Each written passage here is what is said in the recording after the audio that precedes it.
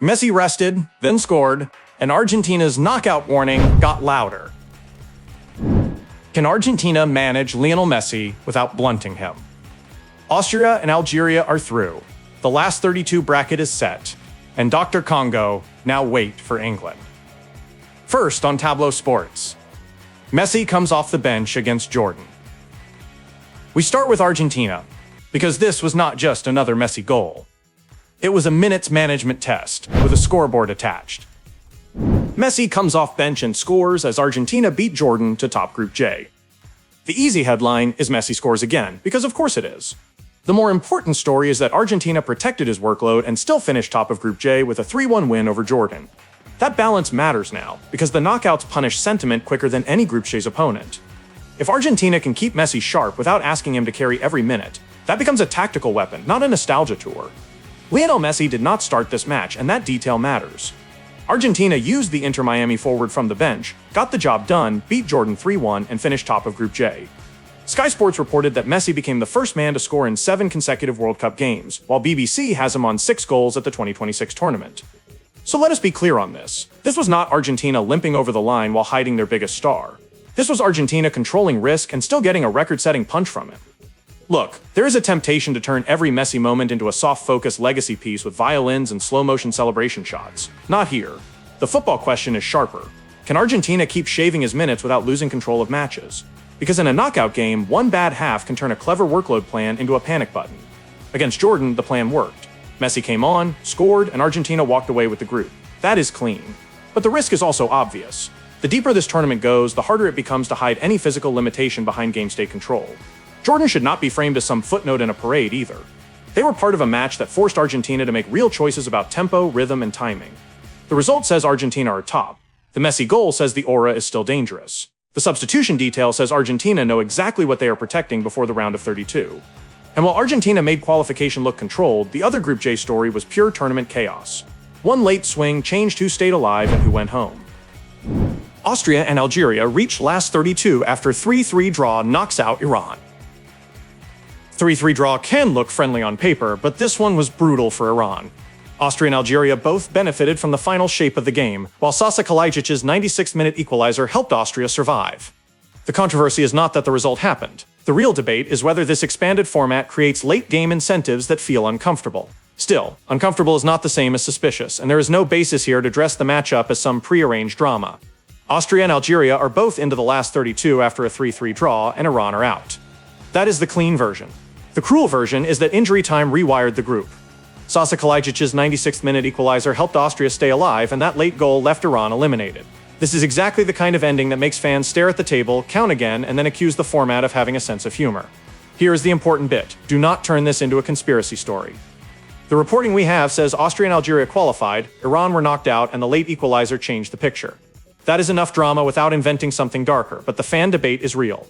Third-place jeopardy creates strange emotional incentives late in matches. Teams can be chasing, protecting, calculating, and glancing at other scores all at once. That is not always elegant football. Sometimes it looks like a spreadsheet wearing boots.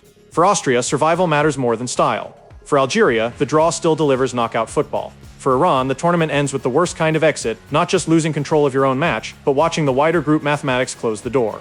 The final score was Algeria 3-3 Austria, and the consequence was Iran out. 2026 World Cup last 32 bracket set after group stage.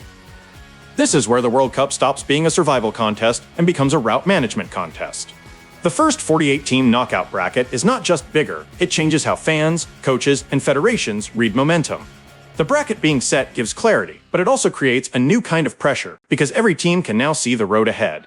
Some will call it opportunity, others will quietly see a trap. Reports from USA Today and Al Jazeera say the 2026 World Cup last 32 bracket and schedule are now set after the group stage. That matters because this is the first 48-team World Cup knockout bracket, and the shape of the tournament is now visible. No more provisional mood boards, no more if this team draws and that team wins by 2. The board is set, and the routes to the final are being published.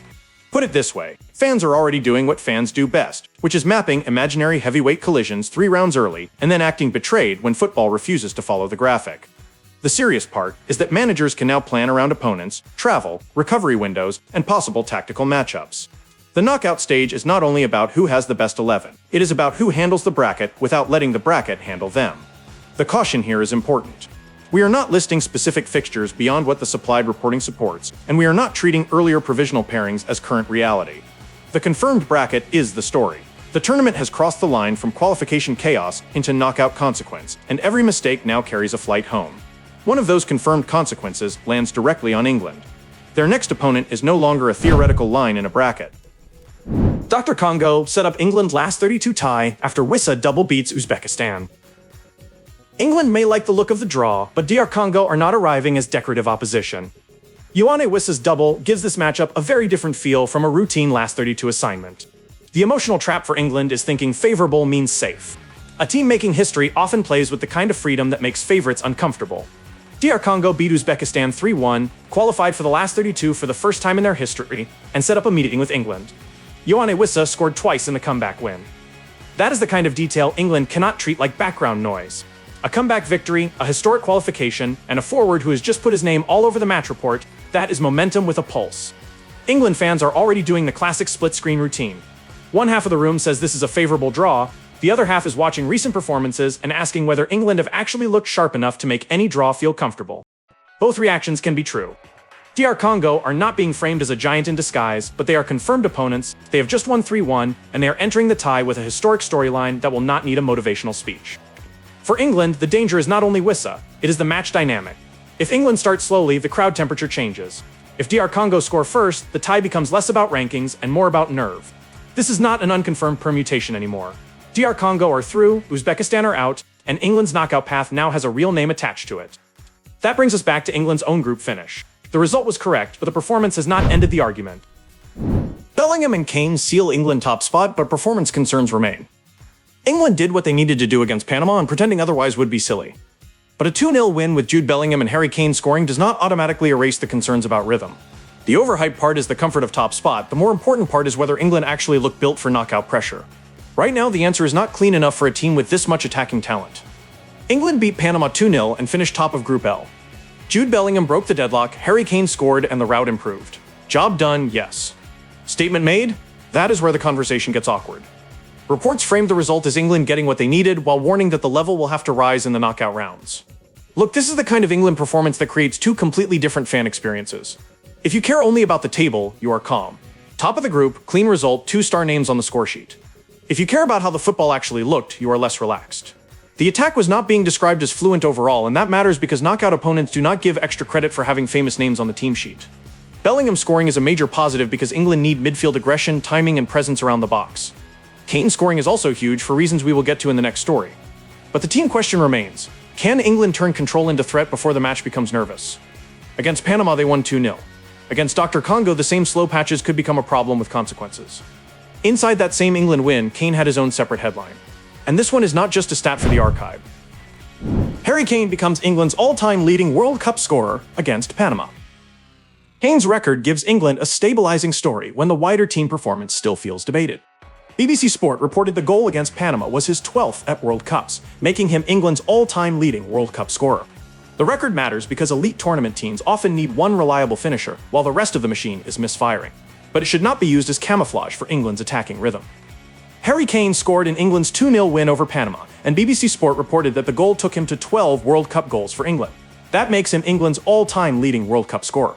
For a player now at Bayern Munich, this is not a club career retrospective, and it is definitely not a random legacy detour. It is a current tournament fact with immediate value. Here is the important bit. Kane's record is both a comfort and a warning. Comfort, because England have a striker who keeps finding tournament goals. Warning, because if the team are relying on record-breaking efficiency rather than collective fluency, the margin gets thin.